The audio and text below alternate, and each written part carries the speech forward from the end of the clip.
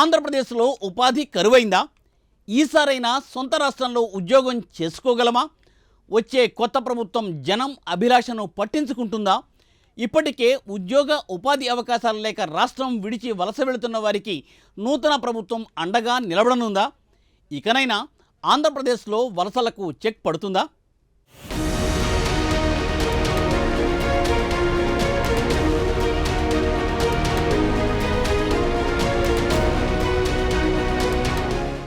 ఉపాధి ఉన్నప్పుడే స్థానికంగా ఉండే ప్రజలు అక్కడ నివాసం ఉండడానికి అవకాశం ఉంటుంది. రైతులు కూడా రాష్ట్రం విడిచి వలస వెళ్లిపోతున్న దుస్థితి ఏపీలో కనిపిస్తోంది. పొలాలు పండక, పండిన గిట్టుబాటు ధరలు లేక రైతులు ఏపీని వీడి వలస వెళ్లిపోతున్నారు. ఇప్పటికే ఉద్యోగాలు లేక నిరుద్యోగులు రాష్ట్రాన్ని వీడుతుంటే రైతులు కూడా రాష్ట్రం విడిచి వెళ్లిపోతున్న దుస్థితి.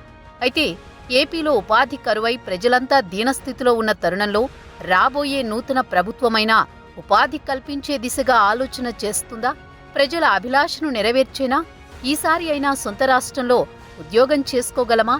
ఇప్పుడు ఏపీ వ్యాప్తంగా వినిపిస్తున్న ప్రశ్నలు ఇవే.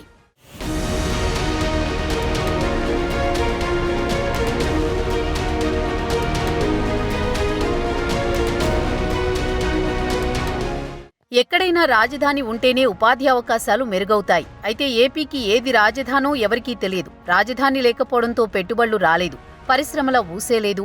10 ఏళ్ల విభజన ఏపీలో పరిశ్రమలు పెద్దగా రాలేదు. దీంతో ప్రజలకు ఉద్యోగాలు, ఉపాధి అవకాశాలు లేకుండా పోయాయి.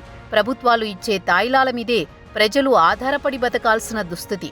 అయితే అవి ఎందుకు సరిపోక చాలామంది వలస వెళ్లిపోయారు. సుదీర్ఘ సముద్ర తీరమున్న ఏపీని అభివృద్ధి పథంలో ముందుకు నడిపే అవకాశం ఉన్నా పాలకులు ఆ దిశగా దృష్టి పెట్టలేదు. దీంతో ఏపీలో ఉద్యోగాలు, ఉపాధి అవకాశాలు సన్నగిల్లాయి.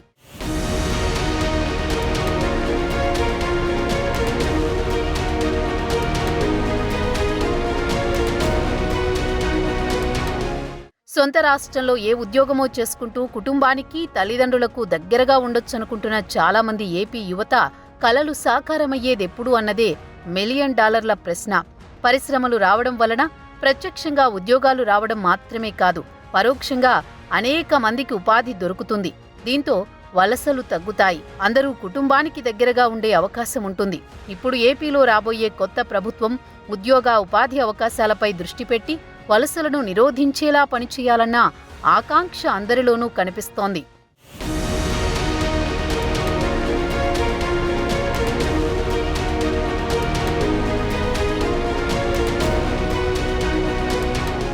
పరిశ్రమలను, పెట్టుబడులను ఆకర్షించడం అన్నది ఖచ్చితంగా ప్రభుత్వాల బాధ్యతే. పరిపాలన అంటే కేవలం సంక్షేమం మాత్రమే కాదు, అభివృద్ధి కూడా.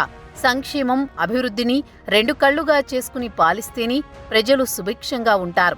కేవలం ఓటు బ్యాంకు రాజకీయాల కోసం మాత్రమే పాలన సాగిస్తూ అభివృద్ధిని పక్కన పెడితే రాష్ట్రం అంధకారం అవ్వడం ఖాయం. మరి రాబోయే కొత్త ప్రభుత్వమైనా ఏపీలో ఉద్యోగాలు చేసుకునే అవకాశం కల్పిస్తుందా? ఆ దిశగా పరిశ్రమలను, పెట్టుబడులను తీసుకొస్తుందా అన్నది కాలమే తేల్చాలి.